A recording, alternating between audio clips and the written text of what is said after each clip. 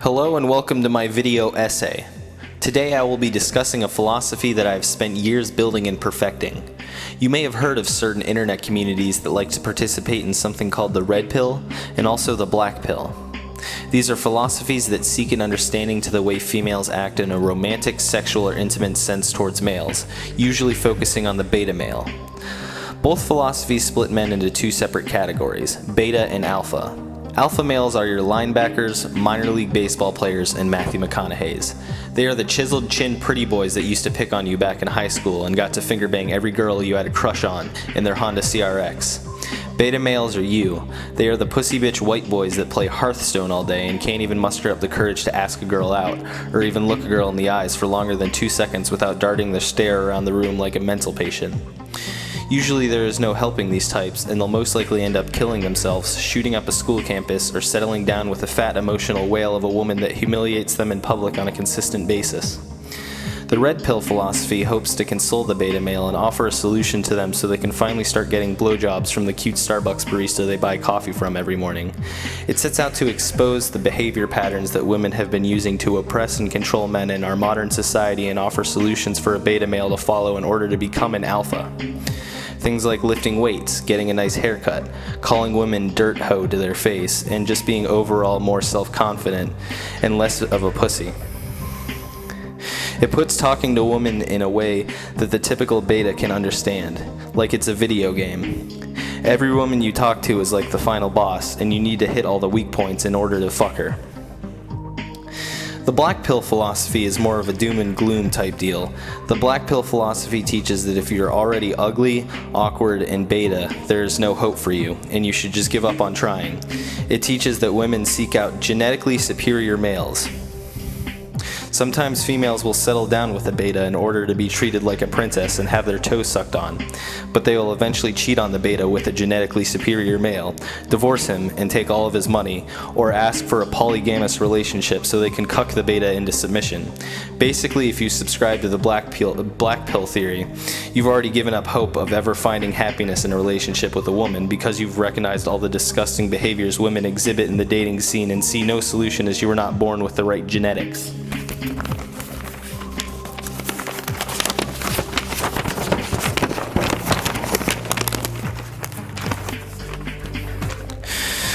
While both of these philosophies are great and really expose the disgusting behaviors women tend to show time and time again, I still feel like there's something missing from them.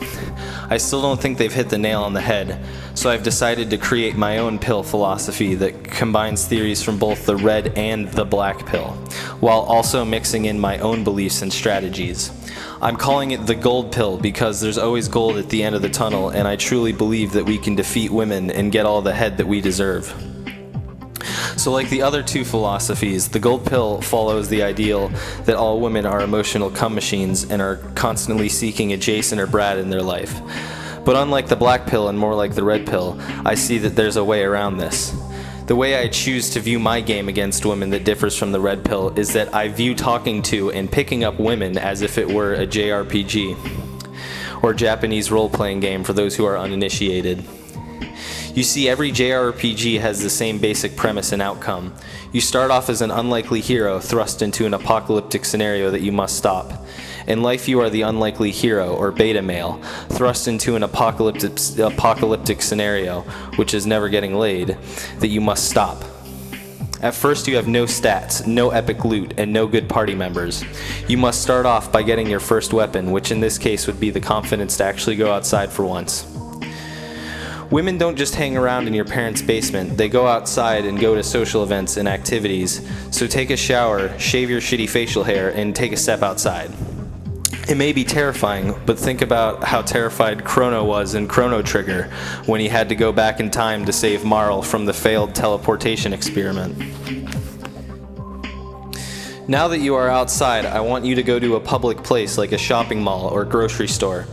Find a girl that's at least a 5 out of 10 or a 6 out of 10, but not anything above that, as you don't have enough experience points yet to take on those late game enemies.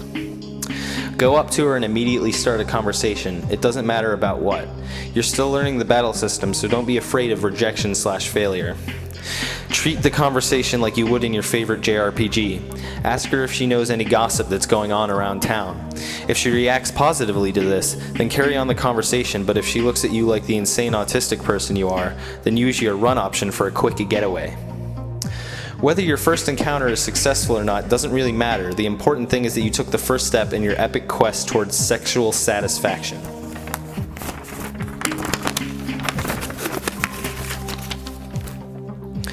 Okay, so starting off in this game, you're a base level schlub. You look ugly, you got bad acne, and you wear glasses with stupid frames, and your mom still picks out what you're gonna wear for the day.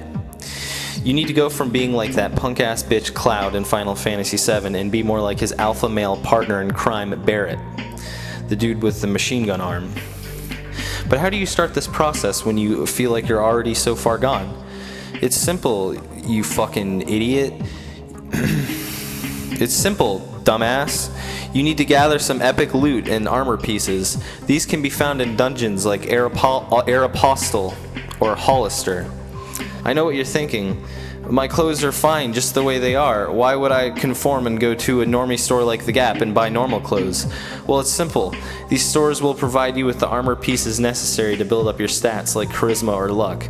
Once you gather some of these items, you'll find it easier to win when you enter battle mode with a woman. Secondly, you need to pick your class. There are 5 classes to choose from. You've got the fighter, the mage, the cleric, the thief, and the ranger. The fighter class allows you to lift weights easier, get sick gains, and you'll have cute tiny chicks climbing all over your huge biceps, giggling and rubbing oil all over each other. The mage class allows you to cast spells on women that make them more susceptible to listening to your diatribes about which Weezer album after Pinkerton is actually kind of good. The cleric class allows you to heal emotionally vulnerable women's wounds and have them slobbering on your dick in no time. This class is great for picking up the wrist-cutting, choker-wearing chicks you see at your local music venues. You know who I'm talking about. The thief class allows you to steal the panties of women who you sleep with for your collection. You also collect knives. The ranger class gives you the ability to look at women from across the room and have them instantly become wet. Whichever class you choose, be sure you're pumping in the right stats to make the best use of your abilities. Now that you've created your character, I want you to go do a house party. If you haven't had any social interaction since high school, it may be hard to find or be invited to one of these events. Fear not though, there's a simple way to find one of these parties. Go to your nearest city that has a college campus and walk around apartment complexes or frat houses until you hear the familiar bass thud of disgusting music that you would never listen to because it isn't Vaporwave or Boards of Canada. Walk up to the front door and knock firmly. A muscular tank top wearing and Ray-Bans wearing hunk named Jay should answer the door. He'll immediately say, "Yo, if you ain't got any chicks with you, you need to get the fuck out, dude. Get into your battle stance and get ready for a fight." He'll be a hard mini-boss to defeat, but if you keep casting your fire spell and taking healing potions, you should be able to defeat him. Once Jay is defeated, you are free to move on to the party. Once inside the party house, you will notice everything is laid out in turn-based tiles like in Final Fantasy Tactics. You will be able to navigate the party based on turns, and you will have a limited amount of turns before the party is over.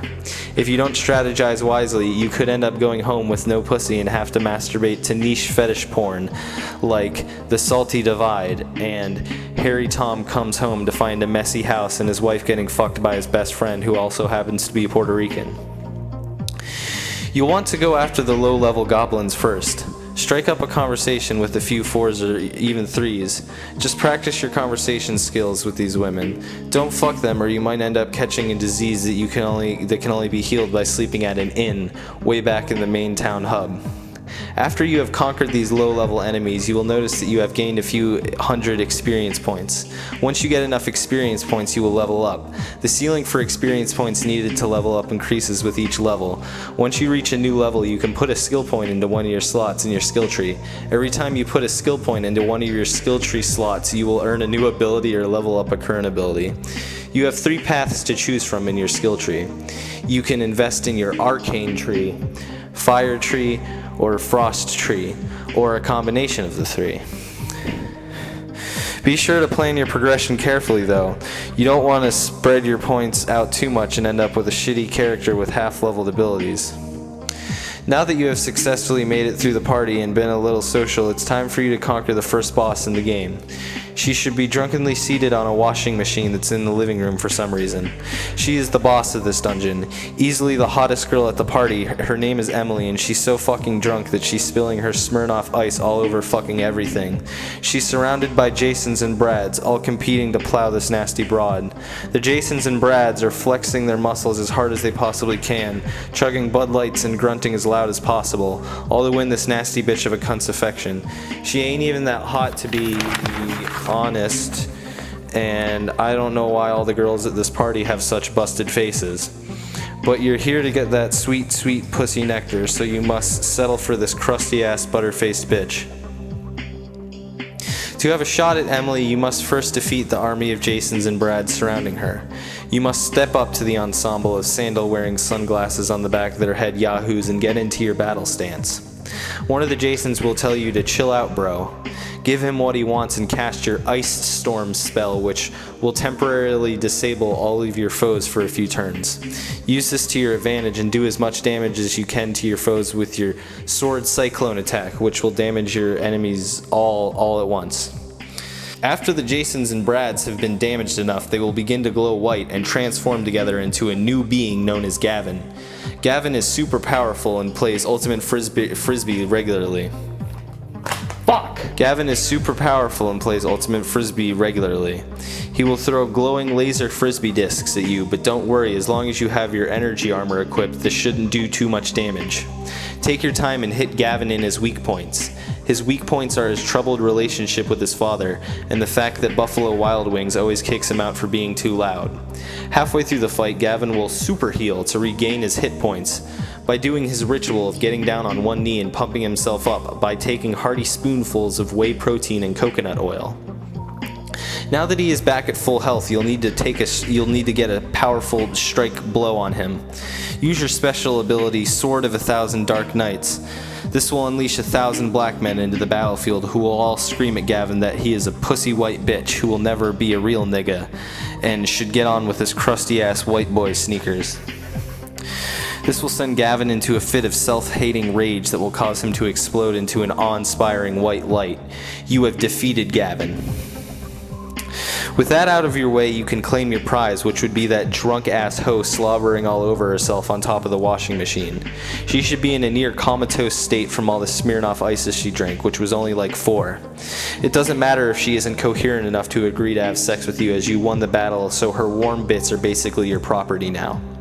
You take this dumb, broke-ass bitch to a random bedroom in the apartment and begin to undress her. As you look at this half-naked cum slum, you have a moment of clarity. Why am I doing this? Why have I devolved to such an animalistic and primal pursuit for women who have no respect for me, let alone themselves? This is fucked up. What the fuck are we doing here? There's like 75 people out there. 75 or 85 people out there, and they all have hopes and dreams and ambitions and goals, all poisoning themselves on alcohol, sloppily trying to thrust their sweaty privates on one another. Who the fuck are we? What are we fucking doing? Jesus Christ, we're all fucking monsters. We're the monsters. Holy fuck, man. You quickly gather your armor and stat-boosted weapons and leave the party in a hurry. You drive your super-modified 2002 Toyota Corolla in a guilty haze through the back roads of your shitty suburban county. You're in such a tizzy that you don't even realize you're going 50 miles per hour over the speed limit and drifting around the bends of the road. Red and blue lights flash in your rear view mirror. It's the cops. Panic sets in and you contemplate whether you should comply and pull over or risk everything and hit the gas. You're no pussy. You've been gold-pilled. You push the gas pedal to the floor and start to peel out in a loud, obnoxious cloud of radiator smoke. The chase is on. You're shifting every gear possible on your super-modified Toyota Corolla. You modified it to have 25 extra gears because you need to hit all the miles per hour that you can, slamming the shifter back and forth, up and down the shift plate. Damn, that looks cool. Damn, that looks sick. The cop is right on your tail. This good old boy isn't going to let you get off easy. You shift into 23rd gear and hit a makeshift ramp made out of boxes and planks of wood going 175 miles per hour. You are soaring through the air. You feel weightless. You feel like you're in slow motion, like every second is taking hours to pass. You see the cop in your rear view mirror trying to hit the ramp at a weird angle. His car flips through the air at insane speeds before exploding into a blazing inferno. That man had a family. You breathe a satisfying breath of relief before realizing that you are still flying through the air from that tight-ass ramp jump. Before you can ponder this, you come crashing down, smashing and crashing. The loudest sound you've ever heard. And then nothing. Complete darkness. Are you dead? Is this really how it all ends? Was the pursuit of meaningless sex with dumb cunts really worth it? Did you even have fun? Before you can answer these questions, you are shocked back to life. Your eyes shoot open. Jesus Christ, you're alive. Everything is in immense pain and you're not sure if your arm is facing the right way, but you're still alive. How is this possible? You manage to stumble to your feet and realize that you were thrown from your car on impact. You assess your surroundings. It seems that you landed on a highway interstate where a Black Lives Matter protest was being held. You crashed directly into the center of it, causing several casualties, injuries, and mass panic. Not wanting to be blamed for the incident, you quickly try to blend in with the crowd by shouting things like, "Down with white racist oppression," and "Pinch my white cheeks, I'm a white boy faggot." You manage to stumble away from the crowd and call yourself an Uber back home. The Uber driver tries to make uncomfortable conversation about the time he saw Def Leppard in the 80s and did coke with them backstage. You rate him 1 star once you arrive home. You finally made it back to your home base. After all that mayhem and carnage, you can finally rest. You go into your room and dust off your old GameCube and pop in your copy of Resident Evil 4. Man, this game is fucking good, even by today's standards. Yeah, the tank controls are kinda clumsy, but it's got character and makes conflicts tense. Just the way enemies react when you shoot them in the leg or the arm is done in such a solid way that some games today don't even get right. It's got the right amount of cheese, atmosphere, callbacks, adventure, and overall feel. It feels right. It feels like the developers of the game were born to make it. Like no matter the corporate need for a product, these guys were gonna make the fucking game they wanted, and it was awesome. Sometimes I think things were simpler back when I was playing Resident Evil 4 on the GameCube.